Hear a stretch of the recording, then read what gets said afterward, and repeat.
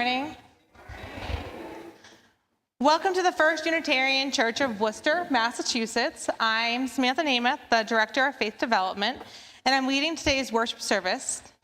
And it's wonderful to have you all with us this morning.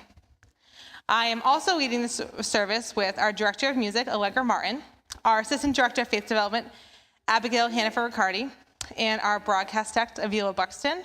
But also, we have our jam band's debut performance today as well, so they will also be leading it with us. And we have our guest musicians as well, so thank you very much.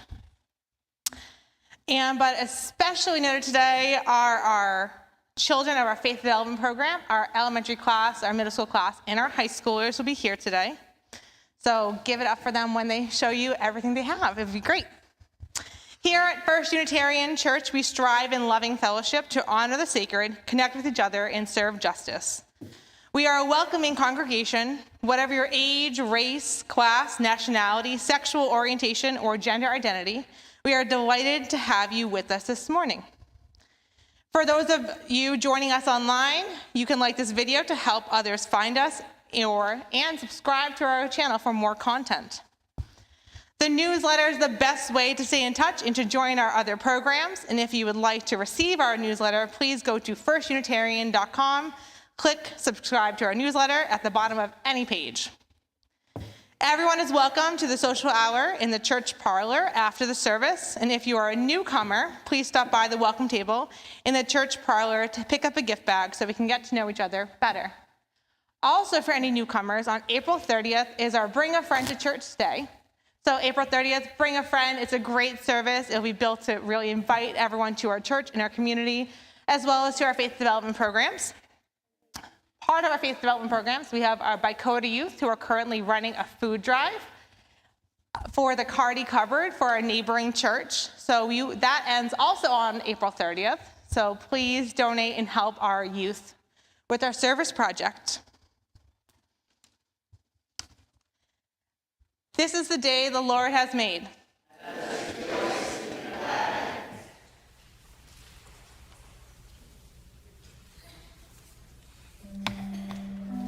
I thought the earth remembered me.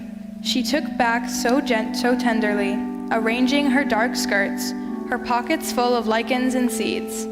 I slept as never before, a stone on the riverbed, nothing between me and the white fire of the stars. But my thoughts, and they floated light as moths among the branches of the perfect trees. All night I heard the small kingdoms breathing around me, the insects and the birds who do their work in the darkness. All night I rose and fell, as if in water, grappling with a luminous doom. By morning, I had vanished at least a dozen times into something better.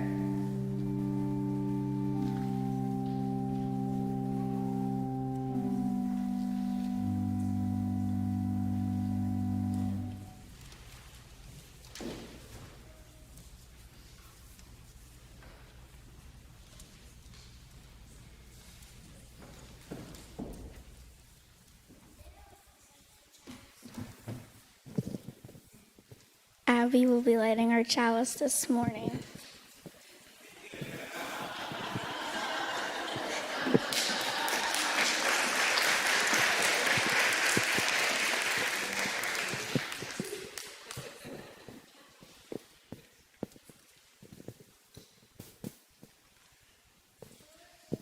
In the spirit of love.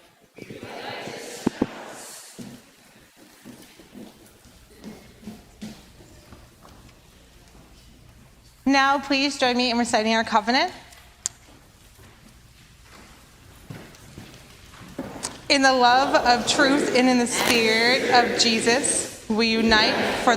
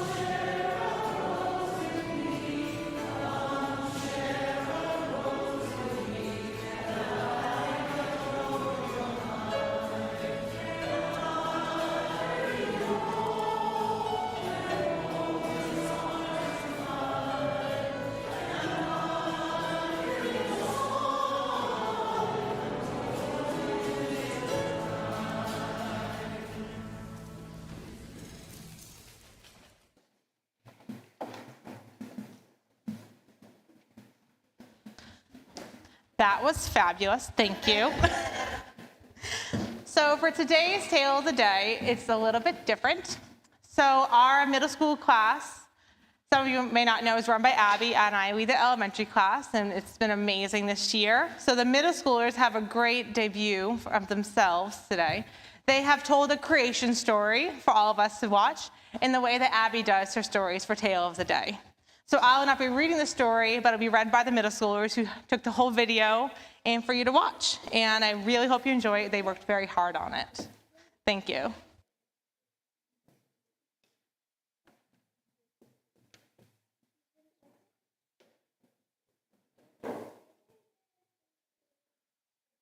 In the beginning, God created the heavens and the earth. The earth was empty, a formless mass cloaked in darkness, and the Spirit of God was hovering over its surface.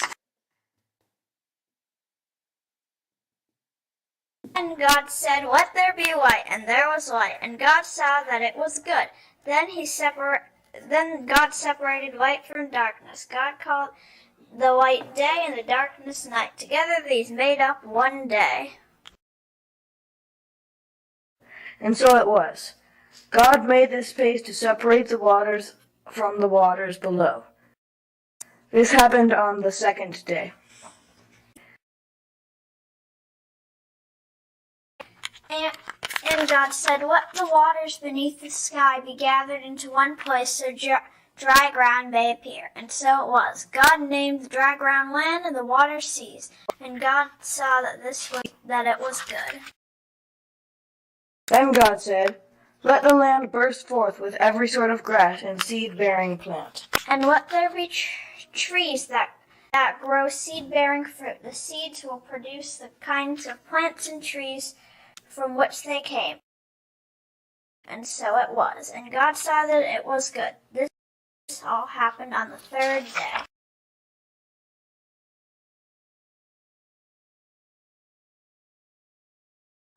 And God said, "Let bright lights appear in the sky to separate the day from the night. They will be signs to mark off the seasons, the days, and the years. Let their light shine down upon the earth." And so it was. For God made two great lights, the sun and the moon, to shine down upon the earth. The greater one, the sun, proceeds during the day, and the lesser one, the moon, proceeds during the night. He also made the stars. God set these lights in the heavens to light the earth. And God saw that it was good. This all happened on the fourth day. And God said, "Let the waters swarm with fish and other life."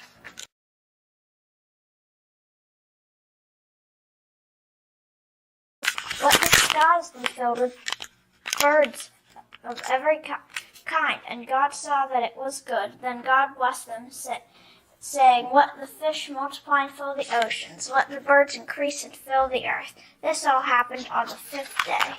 God said, "Let the earth bring forth every kind of animal, livestock, small animals, and wildlife." And so it was. God made all sorts of animals, livestock, small animals, each able to reproduce its own kind. God saw that it was good.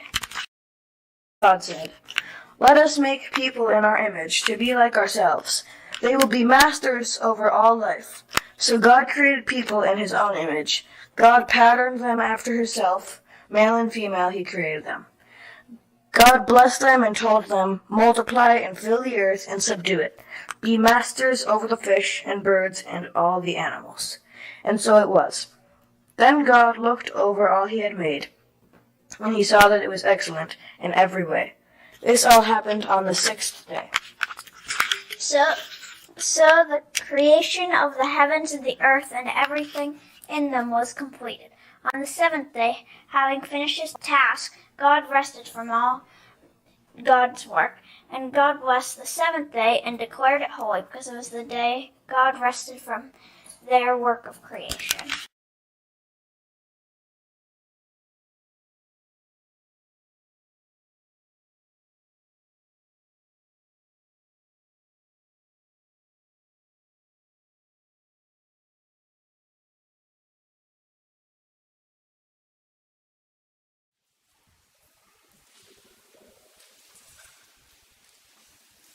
This next song is one that might be familiar to many of you.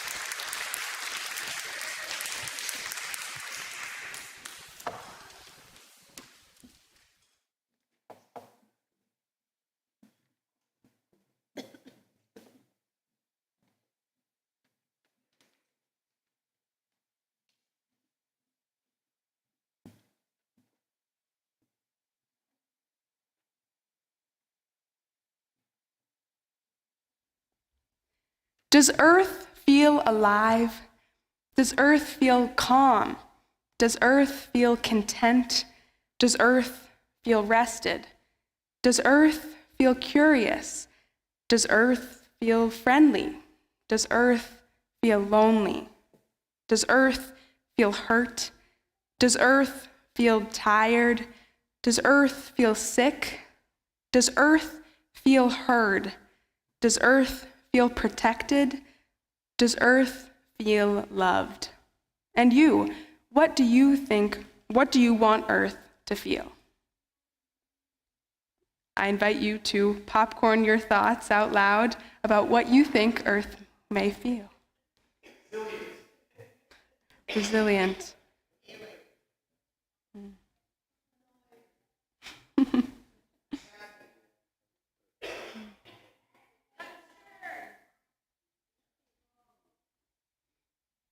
Thank you very much.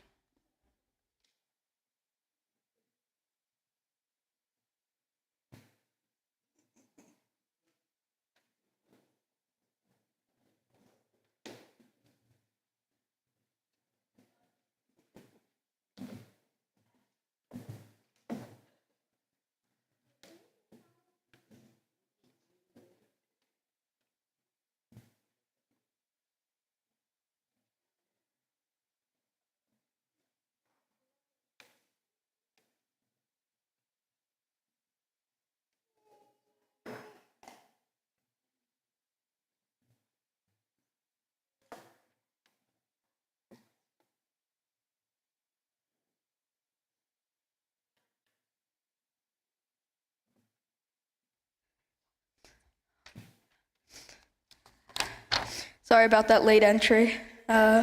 Please join me in the common prayer. You may speak in the bolded words. To bring new life to the land, to restore the waters, to refresh the air, we join with the earth and with each other. We renew the forest to care for the plants, to protect the creatures. We join with the earth and with each other, to celebrate the seas, to rejoice in the sunlight, to sing the song of the stars.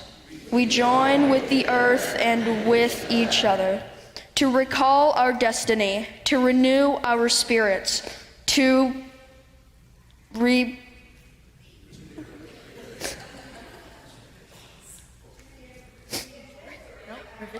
revigorate our bodies. We join with the earth and with each other to recreate the human community, to promote justice and peace, to remember our children.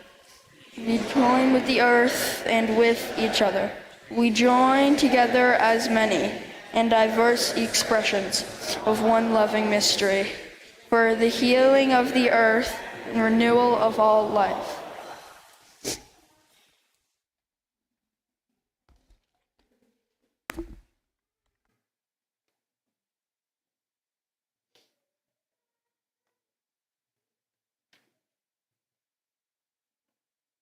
Now please join me in some silent meditation.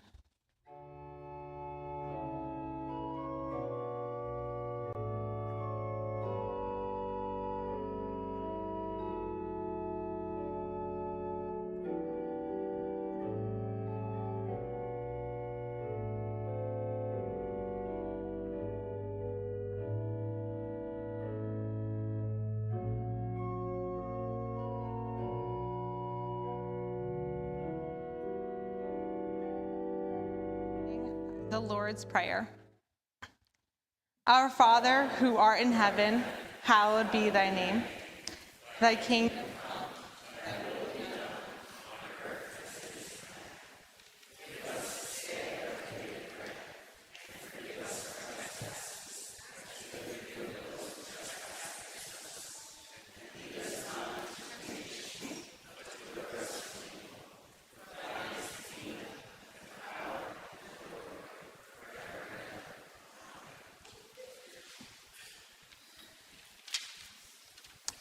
In this time of prayer and meditation, we share the joys and sorrows of our church with one another.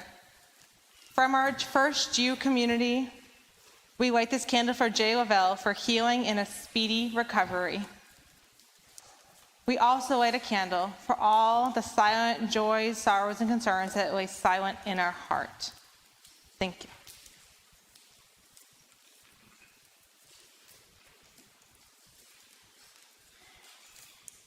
Our ministries at First Unitarian Church continue to thrive because of your support.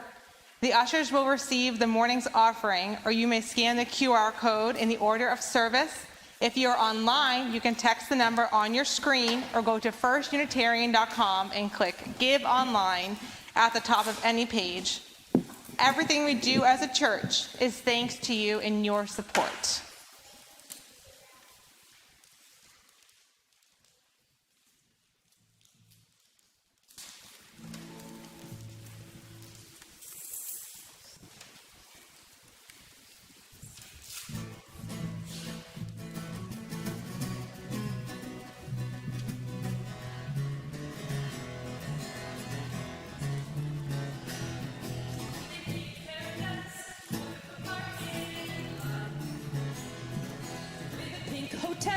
A boutique and a swinging hot spot. Don't it always seem to go that you don't know what you've got till it's gone? They paved paradise, put up a parking lot. They took all the trees and put them in a tree museum. Then they charged the people $1.50 just to see them.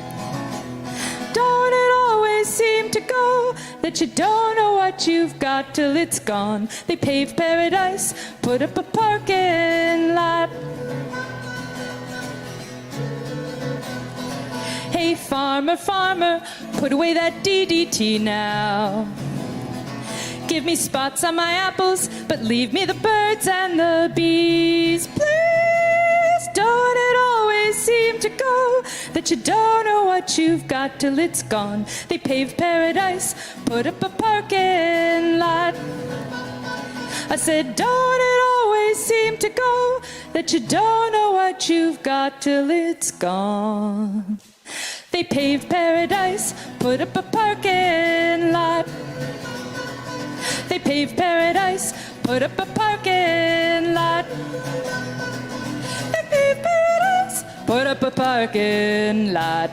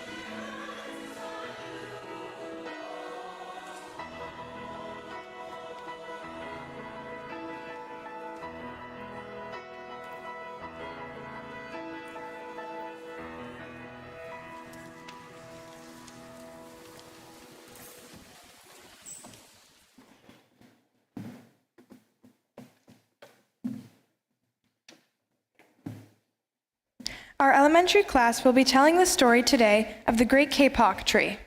Throughout the month of April, we have been discussing the seventh principle and the importance of protecting the interdependent web of life.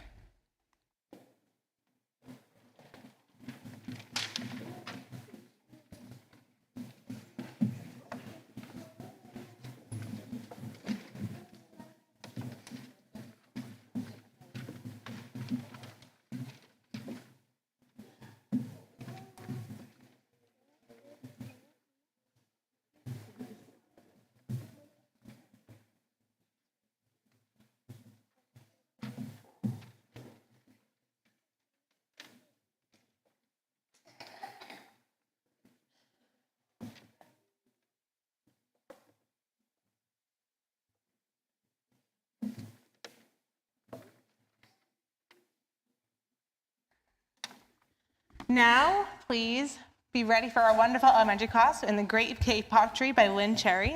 Betty is our narrator, and she'll be helping tell the story, and all our friends are right up front. Thank you. One man was walking into the rainforest. Moments before, the forest had been alive with the sounds of squawking birds and howling monkeys. Now all was quiet as the creatures watched the man wander and wondered why he had come. The man stopped and pointed to a great kapok tree. Then he took the axe he carried and struck the trunk of the tree. The man wiped the sweat that ran down his face and neck.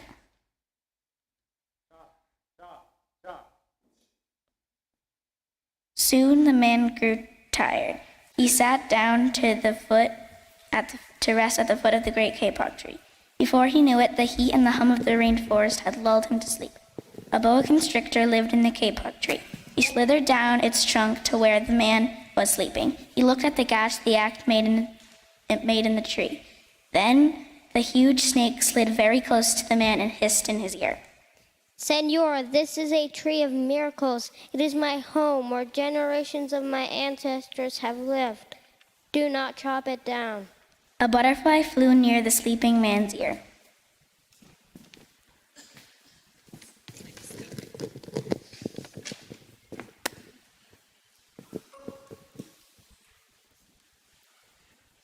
Senor, our home is in the kapok tree, and we fly from tree to tree and flower to flower, collecting pollen.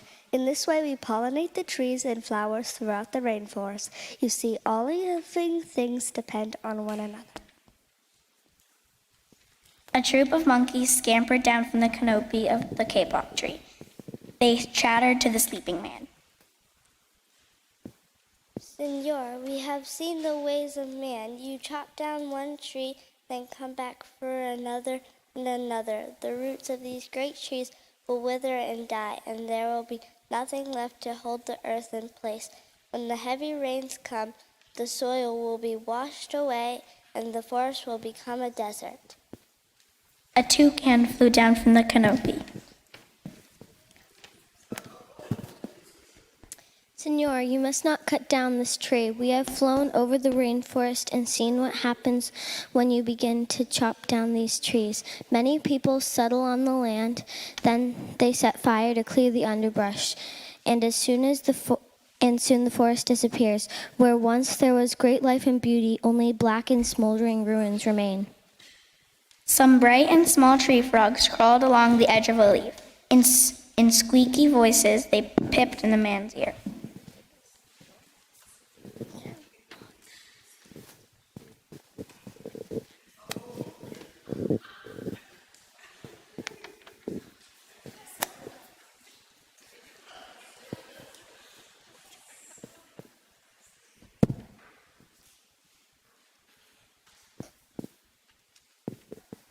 Senor, a ruined rainforest means ruined lives.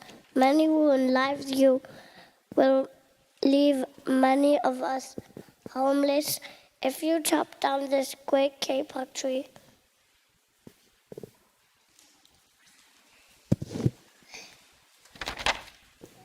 A jaguar had been sleeping along a branch in the middle of a tree. Because his spotted coat blended in the dappled light and shadows of the understory, No one had noticed him. Now he leapt down and padded silently over to the sleeping man. He growled in his ear.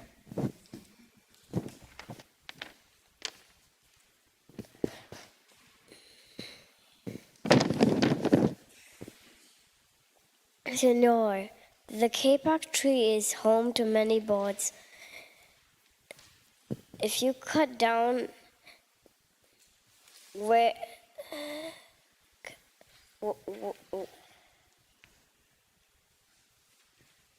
if you cut it down, where will I find my dinner? 2 tree porcupines swung down from branch to branch and whispered to the man.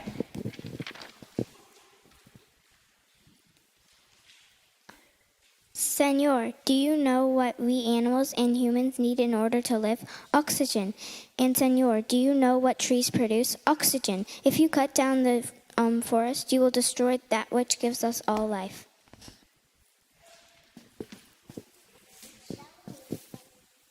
An anteater climbed down the kapok tree with her baby clinging to her back. The understriped anteater said to the sleeping man, Senor, you are chopping down this tree with no thought for the future. And surely you know that what happens tomorrow depends on what you do today. The beginning tells you to chop down a beautiful tree. It does not think it is uncertain tomorrow must live in a world without trees.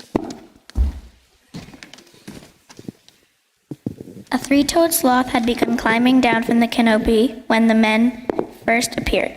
Only now did she reach the ground. Plodding ever so slowly over to the sleeping man, she spoke in her deep and lazy voice. Senor, how much is beauty worth? Can you live without it?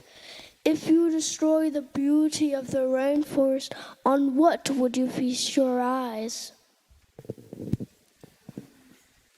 A child from the Yanomamo tribe who lived in the rainforest knelt over the sleeping man. He murmured in his ear, Senor, when you awake, please look upon all of us with new eyes.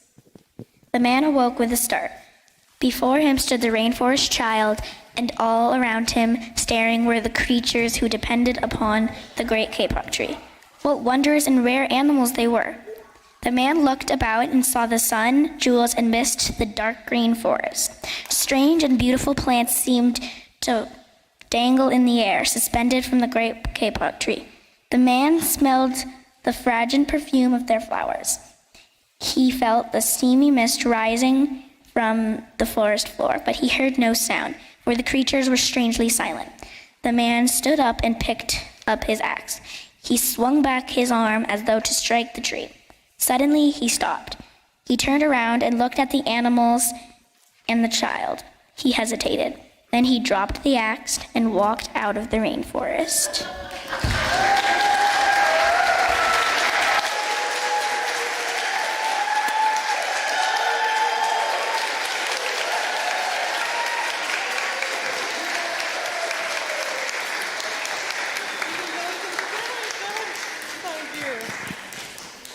Great job.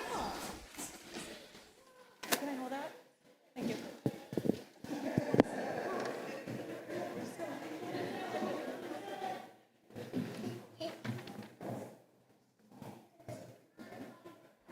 Yeah. Once we were part of outside, and outside was part of us.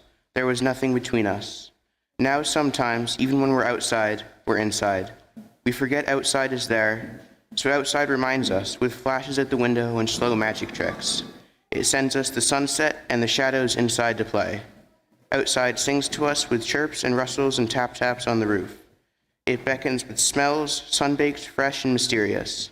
Outside feeds us. Sun, rain, and seeds become warm bread and berries. Outside cuddles us in clothes, once puffs of cotton.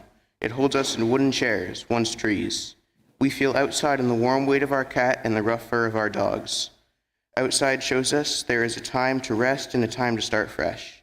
Outside seals Ironside, a spider seeking shelter, a box elder bug in the bath, a tiny snail on the kale. Even rivers come inside, cool water rushing, eager to return to the sea. I'm here, outside says. I miss you. outside waits, and we answer.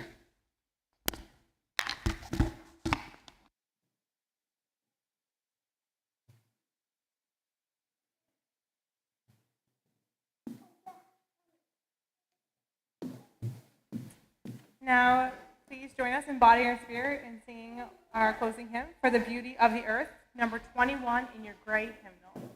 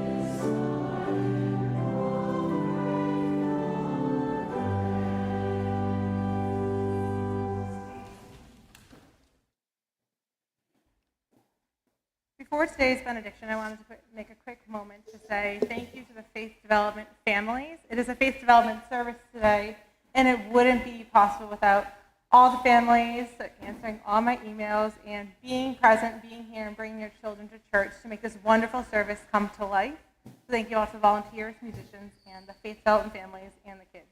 Thank you.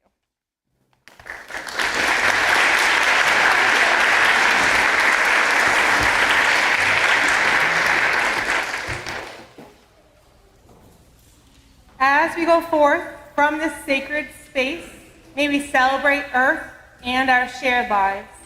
May we recognize our connections to all that is in and on Earth. May we truly and deeply value the inherent worth of all. In this awesome, interconnected web of existence, may we commit ourselves to a new way, and may we hold our commitments and each other gently yet firmly. Blessed be and amen. Our postlude is going to be This Land is Your Land, and I know the children's choir sang this in October, so if any children's choir members want to come up and sing it, or if any other children want to come up and sing it, you are welcome to do so. So that's the chorus, and then these are the verses.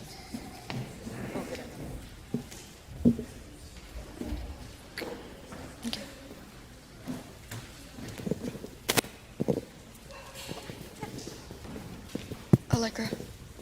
Test.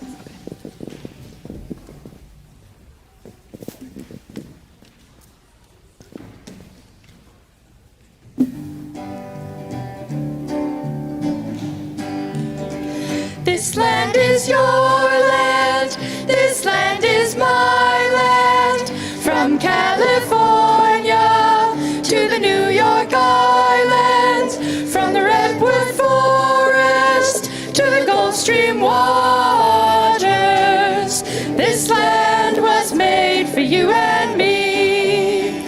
As I went walking that ribbon of highway, I saw above me that endless skyway. I saw below me that golden valley.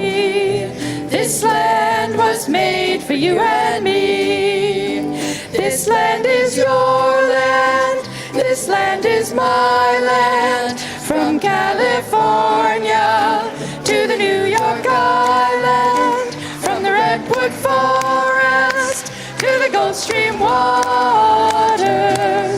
This land was made for you and me. When the sun comes shining, then I was strolling, and the wheat fields waving, and the dust clouds rolling. A voice was chanting as the fog was lifting. This land was made for you and me. This land is your land. This land is my land. From California to the New York Islands.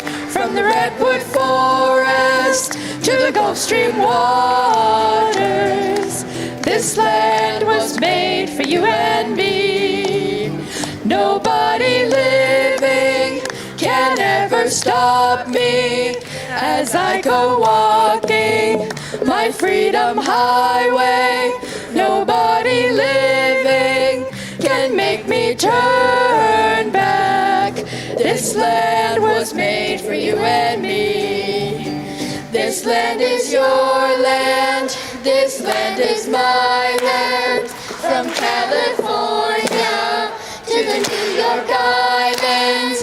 From the Redwood Forest to the Gulf Stream waters. This land was made